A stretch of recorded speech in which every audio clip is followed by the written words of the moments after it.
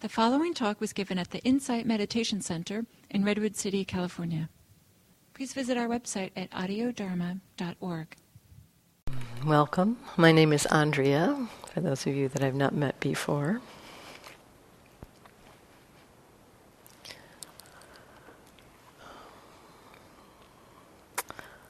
Earlier this week, I gave the talk on Sunday morning, and just as a part of the talk, kind of in passing, I mentioned the Buddhist teaching on not self and said a few words about it. But that wasn't my topic, so I kind of said, okay, we'll put that on hold.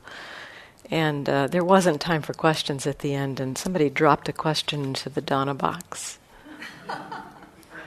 about not self. And so I thought I would speak to that topic tonight, and I'll read the question in a little bit because I'm not sure the question will make too much sense until I get a little further into the talk. So this teaching, this topic, not self, is it's a topic that sometimes creates a little bit of like gripping in the mind, or because there's the sense of self, this feeling. It just feels so normal and ordinary to have this sense of I am, and I'm walking through the world, and of course I'm a self. How can I not be a self? And so just hearing that the Buddha said that this understanding of not self is a kind of a key understanding that helps to free the mind. Many of us kind of get all kind of hung up in our thoughts about, well, what is this teaching of not self? How can I understand it? And it's not always so easy to understand. There are ways that we can talk about it to help kind of shake up our usual ways that we think about a sense of self. And yet to really see into what the Buddha is pointing to, it's a very, it's kind of a slow process, and it's a deep pointing that he's pointing to. So I'll speak to some of the teachings the Buddha offered and kind of explore some of my own understanding of this teaching, and just kind of go at a pretty high level today so that hopefully it won't feel too overwhelming. There's one place in the suttas, and I'll actually read a few of the words of the Buddha because some of these are kind of fun. In one place he talks about the way that we relate to experience is so much through this sense of I, me, mine. And when we look at our thoughts, when we start looking at what's going on in our mind, those thoughts in our mind, how many of them have the word I in them? Almost all of them. I or me. It's like everything's about me. Who I am, where I am, what I am, in some flavor or fashion. And so the Buddha pointed to this kind of way that we tend to connect with the world. And he said, so an ordinary person basically doesn't quite understand how to pay attention. He says an ordinary person doesn't understand what things are fit for attention and what things are unfit for attention. And since that's the case, they attend to those things unfit for attention and do not attend to those things fit for attention. This is how they attend unwisely, and this will probably sound familiar. This is how they attend unwisely. Was I in the past? Was I not in the past? What was I in the past? How was I in the past? Having been what did I become in the past? Shall I be in the future? Shall I not be in the future? What shall I be in the future? How shall I be in the future? Having been what shall I become in the future? Or else they are inwardly perplexed about the present thus. Am I not? Where has this being come from? Where will it go? And this kind of reflection, this is basically how we tend to relate to our experience. Pretty much all of our experience comes back to me, to I, how I am in relationship to this. They did that to me. I need to fix that. I need to do that. It's all about me. And the Buddha points to this as being kind of a way that we are kind of skimming the surface. We could say we're skimming the surface of experience and not really connecting with what is actually happening.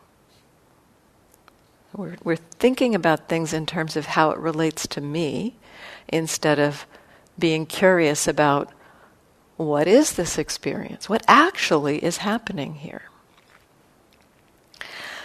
And so based on these, this way of connecting to experience, the Buddha says that this view of self, a sense of me, a sense of I as being, let's say, a thing that's traveling through space and time.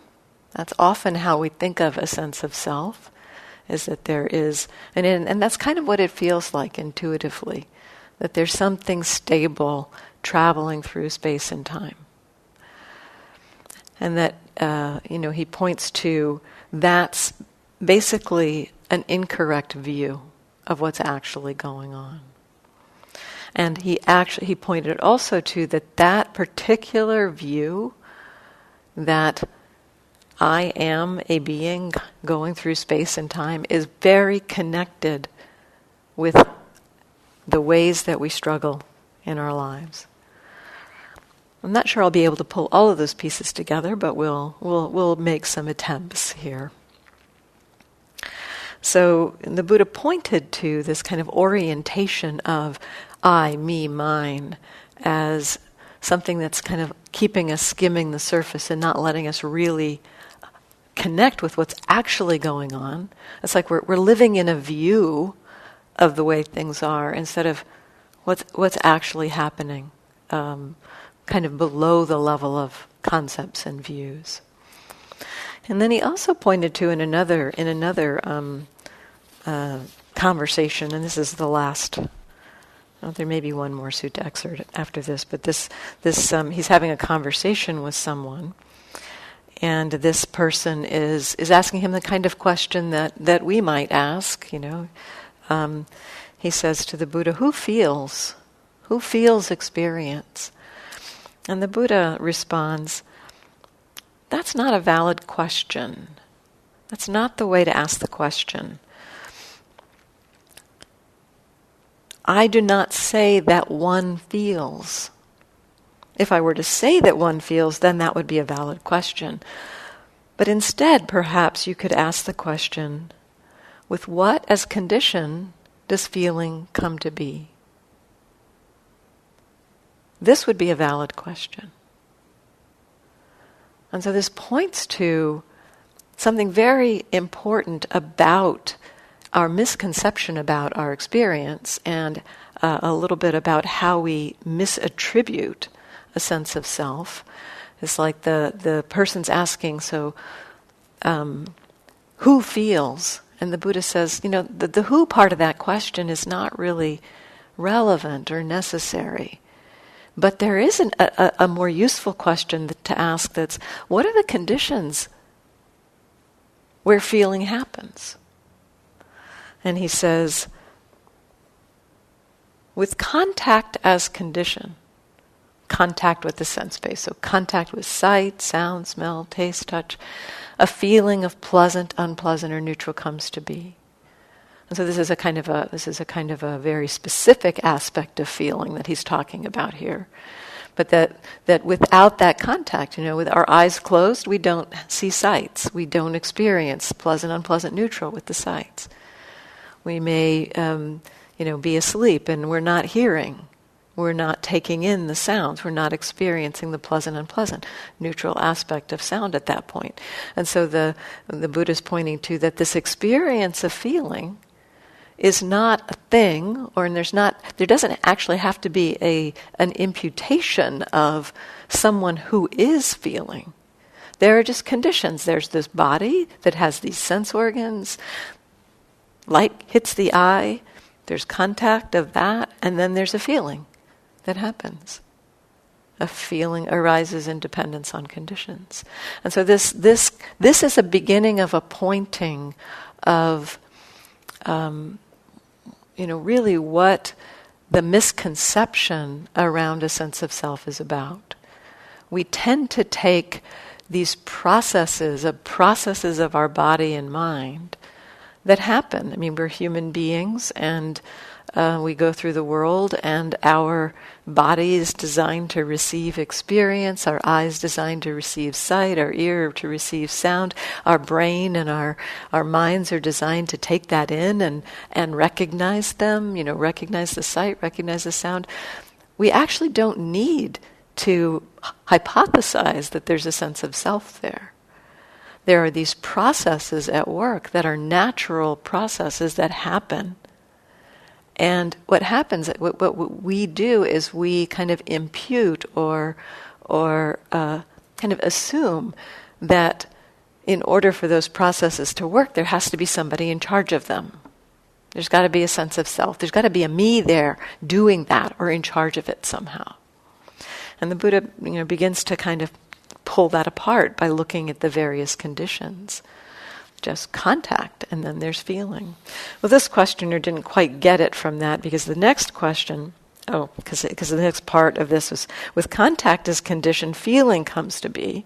And then he said, with feeling as condition, then the next thing that happens is craving comes to be.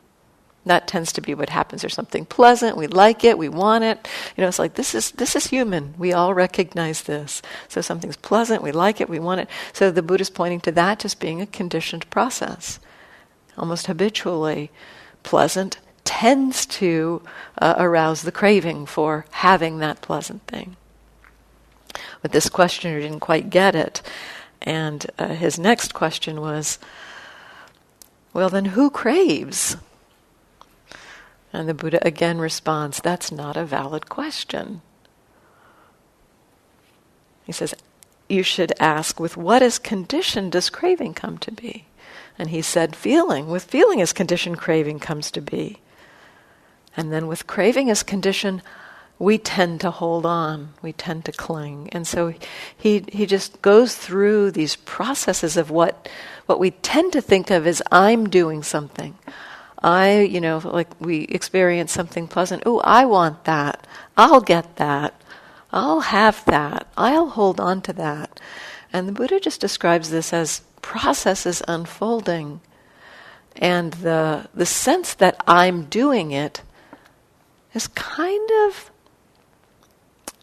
it's a misinterpretation, but it's also kind of an after-the-fact thing. It's like something happens in our system. It's like when we begin to really look at our experience more closely, we can start to see this a little bit. We can see in our experience that something comes up. Like a simple example. You're sitting in meditation for a little while, and then, your bladder starts to fill up. That's a process of body. You didn't do that. There were conditions. There was the drinking of water, and that created conditions, but the body processes it. It goes into the bladder fills, there's pressure. The body knows that pressure means something, and has the kind of urge or intention. The system has the intention to get up to relieve that pressure.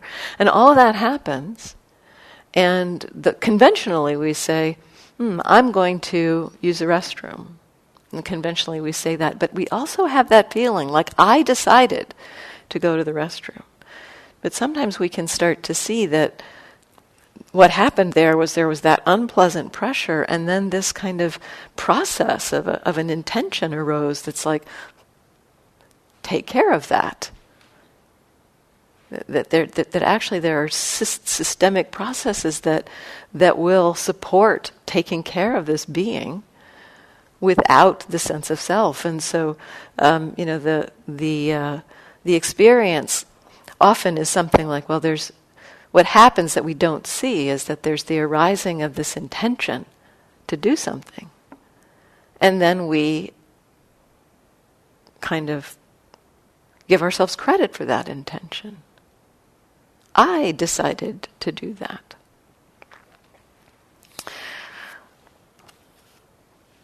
So these two pieces around, kind of orienting to all of our experience through this view of self and the misunderstanding around these conditioned processes being something that they're not. This is one of the key misunderstandings about the sense of self. We tend to attribute a thing to what is actually a process. So I'm going to give a few analogies to and kind of maybe make this feel a little more relatable. So we all know what a river is. There's, we can talk about a river. We've given it a name. We can know where it is. We can talk about, this particular spot on the river and going there and what you might see there. We can talk about getting some water from the river. So we can talk about the river, and it's useful to have that concept. It's useful in our human conventions to have that concept and use it. But when we actually think about what a river is, there's nothing in a river that is stable. When we think about, especially the water, often we think about the river being the water. But the water is flowing past, and, if you go and grab a bucket of water, it's like you're never going to get the same bucket of water. The Greek philosopher Heraclitus says, you can never step into the same river twice. There's never anything that's the same about that river. The water is just flowing by. And even what seems to be maybe a little more stable, the river bank and the bottom of the river, even that is like being washed downstream. And the riverbank gets eroded in storms. The entire even channel of the river can change at times. And so there's nothing that's stable about the river. It's all a process. It's a process. It's not something that we can pin down and put in a box and say that's the river. That kind of and yet we think about it as a thing. We give it a noun. We call it a noun, a river. We give it a name, and it's a noun. And nouns are things. A bell. It's a thing. The river. We give it the name, and it's a thing. But when we reflect on it, it's not actually a thing. It's something that is in continual change, continual flow, continual flux. This is more what our experience is. It's just a continual changing flux of body sensations and intentions and thoughts and emotions and feelings that have been conditioned by many things. Conditioned by our history, by our genetics, conditioned by what we've learned in the past. So the conditions have come together to shape how we are, how choices are made. If we even think about how we got here. How did you get here today? It's not. You made some decision, or there was a decision that arose at some point to come here. But even that decision has many threads of conditioning to it. And so the decision to come here today is, it's based on, you had time this evening, or there was something that was going on in your day that, created the interest to come, but even that, it's like those things that happened today were based on things that happened yesterday and the day before. And everything that we experienced today is connected to our birth and the parents that we had and the upbringing that we had and what we were taught to believe and understand and know. It's like there is nothing that is not conditioned in our experience. And this conditioned process, we tend to misattribute an I or a me in there. We take it to be self. But it's more like the river. There is something happening there. When we say, the Buddha taught this teaching of not self, sometimes there's this sense or feeling of, am I supposed to stop having a self? Or, it's kind of like, it kind of shakes the mind up. It's like the river, there is a river there. There's a process that we call river. It's not the name. It's not a thing. That it is this flux, this flow, this change. And so likewise, there's something going on here. It's not that there's nothing happening here. There's seeing happening, there's hearing happening, there's intentions happening, there's emotions happening. All of that is going on, and there's a lot of familiarity to what's happening. I think this is another place where we tend to kind of feel like, well, it must be me, because I feel kind of the same that I felt yesterday, or I feel these feelings that I felt before. And so there's this kind of sense of a continuity of feelings, and certainly my memories. I can remember what I did yesterday, and I can't remember what you did yesterday.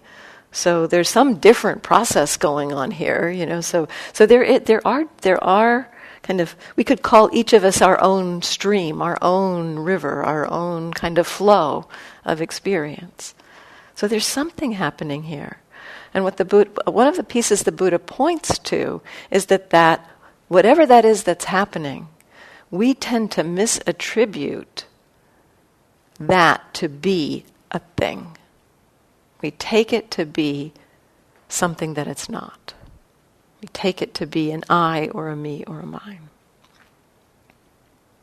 So the question from Sunday was, is there a difference between not self as a verb instead of a noun?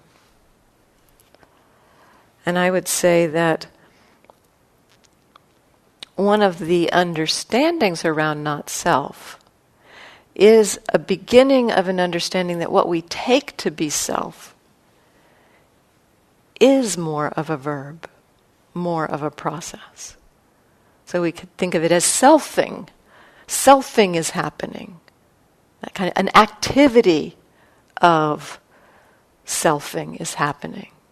An activity of knowing and feeling and thinking. There's nothing stable anywhere in our experience. And we can start to see this, we can start to recognize this. And so one of the beginning shifts around an understanding of not self is this kind of maybe a reflection or a beginning to recognize that what we take to be something as a thing, something that is stable, solid, when we start looking at it, we see it's not actually stable and solid, but that it is more of a process. So we can explore that. And one of the famous teachers, Buddhist teachers, many centuries ago, a Zen teacher, Dogen, said that to study the way, to study the path, to study the way to freedom, basically. To study the way is to study the self. To study the self is to forget the self. To forget the self is to be awakened by all things. And so this could be unpacked in a whole talk. But basically what it's pointing to is that this kind of teaching around selfing, and actually the Buddha pointed to this. He actually, in places he said, we have this habit of I-making and my-making. It's that, so like that the making of a sense of self is the process that goes on in the mind. So he's like, we go around I-making and my-making. We don't notice that we're I-making and my-making. We take that I-making and then we own it. And we kind of live in there. And so what this teacher is suggesting is that, rather than having the sense of, oh, am I supposed to believe not self and I'm supposed to not have a self, it's like, again, there's something happening here. This teaching points to, get curious about what it is that you are calling self. get curious about these processes. Get curious to explore this verb of selfing. What is it that you take to be self? What is it that's happening in here that you are calling self? And as so even if it feels like there's a noun, an I there that is stable, that could be the first beginning exploration. It's like, well, what do I take to be self? Okay, like right now, what am I taking to be self? Actually, when we start to try to do that, it often gets very nebulous. It's interesting, it's like we try to find out, what is it that I think of, how do I know that I am here? It's kind of more just obvious to us, but when we try to pin it down, it's not pinnable. It doesn't seem to, it's not very amenable to saying, okay, that's what my sense of self is. There are times when we have a very clear sense of, I'm angry or I'm frustrated, and we attach that sense of I to something. But when we look at that, that sense of I'm angry, it's like, well, that's happening for a little while. And it's happened based on some condition. Somebody did something. Somebody did or said something. That arose as a set of conditions. And so that becoming of angry, that angering is a process. And it was based on conditions. And when the conditions changed, that angering will change. And then maybe in a few days there's going to be a happying happening. And we know this experience that sometimes we're happy, sometimes we're sad, sometimes we're angry, and yet we seem to have this sense that I am all of these things, or I am the one who experiences all of these things, or something along those lines. And so as we start to get curious about, well, what is it that I'm calling self in this moment? And look at it, we'll start to see that it's not a thing, but it's more variety of things coming together. At one point, I was like, well, what is it that I call self? And times when it feels strong is a good time to begin to be curious about this. Because there's times when it's like, yep, here I am.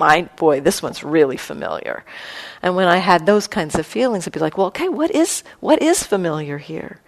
And it's like, well, there were familiar patterns of contraction in the body that seemed very, they were familiar. I'd experienced them many times. There were familiar thought patterns going on, and also familiar moods that were happening. And so that was one congealing. It's like, okay, well, those are all processes. And then another time it's like, okay, well, how about now? What am I taking to be self? It's like, oh, this is a whole different set of things that I'm taking to be self. These are different feelings in the body and different thoughts and different emotions that are happening. Like, okay, so... And actually, this set of feelings and thoughts and emotions, this sense of self, doesn't seem to have much to do with that sense of self. That's just a bit curious. And so this kind of investigation can help us to start to see that what we call self, if we just get curious about this, what am I taking to be I or me or mine? We'll start to see that there isn't anything that is repeatable. It's a set of familiar things. It's a set of things that we've perhaps experienced before. Similar kinds of things, but they're happening now, and they come and they go, they change. So that question, what am I taking to be self? That's the first question that Dogen suggests, is studying the self. We start to study the self, we see that it's self-thing. We see it as a verb instead of a noun. That's one kind of breaking through to a little bit of the understanding of what the Buddha is pointing to when he speaks of not self. That there isn't a thing here There are processes at work. And yet just that understanding that what I'm calling self is a verb rather than a noun isn't even quite enough, because we can still own those verbs. Like for instance, we own those verbs, and we see that these things come and go, these habitual states come and go, but there's a way in which we identify with them. We kind of cling on to them, or because they're so familiar, it's almost like we feel like they're hanging out kind of below the surface somewhere, just waiting to come back. And it's almost like we impute a permanence to these states. So before I started meditating, I was pretty miserable. I was not a happy person. And that was a strong identity that I had. And every now and then, something would happen and I'd be happy. And, I would notice that I was happy. But, what my mind would do with that in that moment was something along the lines of, well, I'm happy now, but I know that what I am is really miserable. Kind of imputing or giving more weight to the miserableness than to that happiness. And and that's actually a self-reinforcing process at work, because I attribute that identity of miserableness and didn't kind of give the mind didn't kind of equally balance the happy times with the miserable times. It's like, oh, but what I really am is miserable. Having that perspective that miserableness is the condition of my life, when the mind has that kind of a perspective, what does it tend to do? It tends to notice miserableness. It's like that's the orientation. It's like any agenda we have, our minds are going to find things that confirm that agenda. And so that kind of identity, even seeing that it comes and goes, and seeing, oh yeah, these are the conditions that came together for this miserableness, even seeing that it's a kind of a process, there's a way that we can impute a solidity to it, an identification to it, give it more weight, have beliefs that are associated with, yeah, that's me, that's who I am.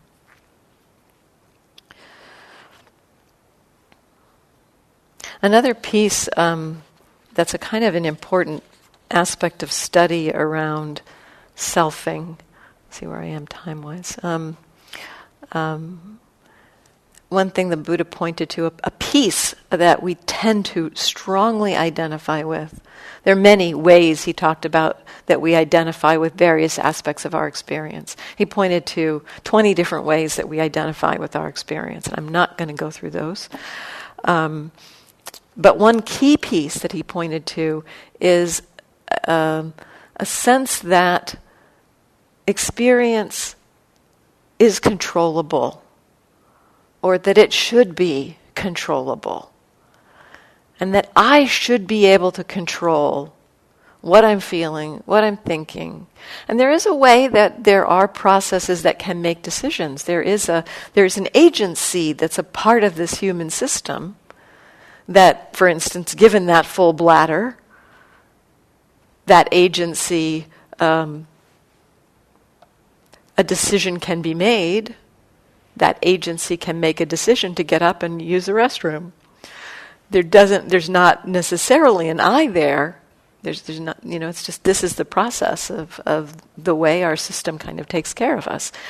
Through this kind of choosing, there's a choice that is made. It is not that choices are not made, but we tend to, a big place of identification is around choice making. This feeling of I'm the one in control, or I should be the one in control. And the Buddha pointed to, just kind of reflecting. He took some of his followers on a thought experiment about our human experience. And he said, the body is not self. That's where he started. He said, the body's not self. If the body were self, it would be possible to say, may my body be like this. May my body not be like this. Basically, one of the ways in which people imputed a sense of self, he was kind of undermining or pointing to a particular way that we tend to impute a sense of self. It's like, I am in control. I can decide what to do. I can decide what not to do. And he went through all the aspects of our experience and said, okay, so body, can you say, may my body be like this? Break your leg. You can't just say, oh, may I not have a broken leg? There's a healing process that will happen, but it's not within our conscious choice to make our bodies be the way we'd like them to be in the moment. And the Buddha says that that's actually evidence for this understanding of not self. So this kind of experience happens to us all the time, where we see, oh, I don't have control over that. But rather than taking that as a little bit of a, oh, that's what the Buddha was pointing to. That's a piece of what the Buddha was pointing to around not self. We take it personally and feel like we've done something wrong or not figured something out. So an example of this that happens regularly in meditation. So we sit down to meditate. We have the intention. So the intention in sitting down to meditate is to try to stay present. What happens? The mind wanders. So the mind wanders. Did you decide to have the mind wander? No, not usually. I mean, sometimes we can try to have the mind wander, but if I say right now, don't be present, stop being mindful, sometimes that's not so easy to do. So this wandering off happens because of conditions. It's not something I chose to do. And then, a few minutes later, the mindfulness returns. There's a sense of, I'm back. Did you make that one happen? No. Again, these things that happen all the time. It's like the Buddha pointed to for that particular one. We could reframe what he said around the body, and he went through it with respect to our mental activities as well. Mindfulness is not self. If mindfulness were self, it would be possible to say of mindfulness, may mindfulness be like this. May mindfulness not be like this. But mindfulness is not self, so it's not possible to say that. And so this simple experience of sitting down to meditate, seeing the mind wander, noticing it come back, is a pointer to this understanding of not self. But what do we do with that? We usually blame ourselves for not being able to stay present. We own the mindfulness. We feel like we should be able to own it and control it and do it and make it be what we want it to be. And that's not possible. And we feel like, I'm not a good meditator. I've got to, everybody else can do this, I can't do this. Again, coming back to those thoughts of me. As opposed to kind of allowing one of the things I think the Buddha points to here is like, have some amazement around this process of the human body that takes care of itself, does things, feels things, chooses things, decides things, allows this organism to navigate the world.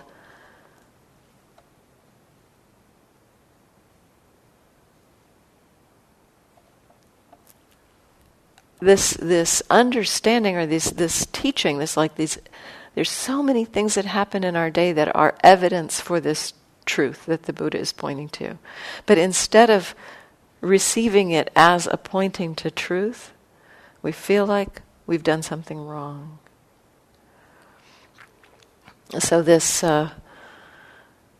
exploration around controllability, the next time it feels for you like, I can't do this, or I can't this be under my control? Maybe you could have the thought come in, oh, because it's not self. Because this is nature. This is the nature of things. And yet there's this paradox around this. Again, it's like our system is so complex. So, hearing that, okay, mindfulness is not self. We can't make mindfulness be this way or that way. What the mind might do with that is, well, what's the point then? Why should I even bother to try if it's not self? If I don't have control over it, why should I bother to try? Well, there's this paradoxical feedback loop that intention to engage, hearing something, like I heard many years ago, this is useful. This practice is useful. And, I was in a state of real misery, and somebody pointed me to something, somebody brought in, said, this has helped me be less miserable. It's like hearing that kind of sparked my interest. It's like, okay, let's try it. So it's like, it's not me that decided to try it. There were conditions that came together. My friend pointing this out to me, the miserableness that I was experiencing, the sense of I've tried everything I could think of, the sense of I'd tried to find my way to happiness. And here's something a friend is telling me, this supported them. That created some interest. It's like, well, let's see what happens. So there were choices that were made. But there was not a self that made those choices. There were the processes unfolding. So again, sometimes this doesn't quite go all the way in, and that's okay. Just maybe pieces of this will resonate. But I think what's most curious or interesting that we can begin to do is begin to be curious about self as a verb. Be curious about what is it that I take to be self? And what's actually going on there? So sometimes the sense of self feels really clear. Certain kind of emotions or mind states, it's like there's this congealing of a sense of, this one's really familiar. Up at Spirit Rock, they have these turkeys, and that's kind of the feeling. That at certain times of the year, the male turkeys kind of go, they puff out, and they really inhabit their birdness. They're trying to get the female birds interested, and so there's this kind of this inhabiting of that. There's a puffing that happens. That kind of puffing feeling can be a kind of a signal or a sign, okay, that's a useful one to look at. The sense of, self-righteousness can be that kind of a feeling. Certain identities around strong emotions where they're very familiar. So the miserableness for me, or self-hatred was a big one, that there was a strong identity around self-hatred. So I spent a lot of time looking at that pattern and beginning to recognize that actually it might be useful to tell a little of this story, because it does kind of demonstrate a little bit about how the seeing of this as a process was so freeing for the mind. So the self-hatred was something, it was a very deep, old process connected with a lot of history, and yet I was not so aware of it until I started meditating. I had an image of myself as being very competent, very skilled, could do what I wanted to do. And then when I started meditating, I started hearing all these thoughts in my mind, like, you're no good, you're a failure, you can't do things right, you're just, you just can't do anything right. So there was this real pattern of self-hatred that really shocked me in some ways. And so I spent quite a bit of time exploring it, getting it to know it, and it feels really unpleasant. It's a very painful state to have that kind of a sense of negative aversion, hatred turned back to the being itself.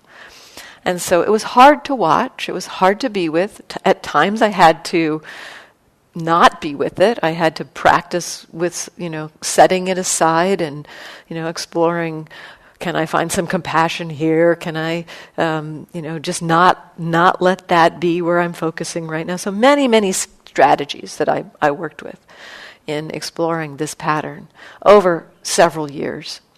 And one long retreat that I went to, this pattern became like the main pattern that was happening on the retreat. And I was really disappointed because I thought, it was kind of like, okay, I guess I'm not going to get enlightened this time. This is going to be, okay, this is my self-hatred retreat. But actually that was the point at which the retreat began to shift. When I finally kind of surrendered, and it's like, instead of fighting through it, it's like, well, this is what's happening. So I'm going to just be with it. I'm going to see what I can learn about it, what I can watch, what I can understand. And so, I was just watching, and I had heard this teaching from Joseph Goldstein in the hall about when there's something really, really sticky, and this was pretty sticky, the self-hatred was a pretty sticky emotion. He said, sometimes it's helpful to notice when there's the unpleasantness happening, and notice, that there's something happening right before the unpleasantness. There's something that has arisen that is unpleasant. The self-hatred was very unpleasant, but I hadn't been noticing, kind of, what was it that was coming that the mind was kind of attributing to be unpleasant. And so started looking at that, just like, okay, well, there's this unpleasantness. What's here? What's here? What's here? And at some point in that process, the mind noticed that there was just a thought arising in the mind, something like, you're a failure. You can't do this. So a thought arising in the mind. And then there was a kind of a jumping on that thought and believing it. And in that moment of seeing that, so that the practice was strong enough that the mind could see, there had been a thought that arose, and then the mind kind of like, yep, that's true. Kind of, that's what the mind did in that moment. And it saw that happening, and the next moment the mind realized, that whole thing is just the mind making this up. This is just a thought in the mind. This has no reality. It's just the mind thinking this thing. And so that the mind recognizing this, essentially, this is a conditioned arising. This is arising based on this thought and this believing of this thought. And so in that moment, seeing that, right in that moment, the self-hatred just kind of vanished for that moment. And there was just, real deep happiness in the mind, an ease, an ease in the mind, just in a split second from self-hatred to bliss. Just a shift like that. The next thought gave me a smile, which was something like, oh, never again will I feel self-hatred. and the mind was wise enough to recognize, no, that's probably not true, because there was an understanding in that moment. The seeing of this, the understanding of this, is also conditions that are happening right now. This is also an understanding that's in this moment. And so there was then the kind of bliss, kind of more neutralized, and it was just more like just balance. That understanding, though, did have a very powerful effect on that whole pattern of self-hatred, because essentially what it did not stop, and still I do see these thoughts from time to time, but what it did seem to undermine is the way in which the mind believed those thoughts. The way in which it kind of like said, yep, that's true. That was the piece that kind of was cut, was kind of really seen through. It's like, yeah, these are just thoughts arising. They're not something that need to be believed. And so the curiosity about this pattern, this very sticky pattern, which was very, very identified with, very much who I felt I was. the willingness to see it as a process, the watching of that, the mind began to understand something different about it. This is just causes and conditions. This self-hatred comes up in certain conditions. And it's really the believing of it that brings the feeling of the pain with it. And so all the suffering around the self-hatred came because I believed those thoughts. Now, I don't have to go around now saying, oh, there's a thought, oh, I better not believe that. The believing just seems to be not happening so much anymore. So this kind of exploration, so whatever feels, for me, this was probably one of the stickiest patterns that I had, the self-hatred. And the willingness to watch it, to be curious about it. What's going on there? Seeing it as a process, seeing it as conditioned, allowed not me to say, I'm going to get rid of this. I mean, self-hatred is not self. One cannot say of self-hatred, may self-hatred be thus or not thus. And yet, the practice of curiosity about what is this, the mind begins to seeing that these are just conditions. Essentially, what I'd say is that the mind seeing that the condition of believing the self-hatred created so much suffering, and the mind seeing that the mind was doing that believing, the mind began to essentially the mind begins to see that the suffering that we're experiencing that can be released, at least the suffering that we're experiencing that can be released, is created by an internal process in the mind. And when the mind understands its own participation in those processes, we're fortunate that we have a system that wants to move in the direction of well-being. And so as the mind sees its own participation in these patterns and habits of suffering, through identification, through not understanding, the mind begins to recalibrate, reorient, let go of some of these things. And that was my experience around the believing. It's like the mind began to stop believing those thoughts. And I didn't have to say, oh, don't believe those thoughts. It just was what unfolded because the mind saw that process. Because the mindfulness allowed the seeing of that process. So the curiosity of the verb nature of our sense of self. And then even seeing that verb nature, noticing where there's believing of that verb. So for me, that seeing of the selfing around self-hatred, understanding that was coming and going, but the believing process, that's another piece of the kind of the puzzle in terms of more deeply understanding the teaching of not self.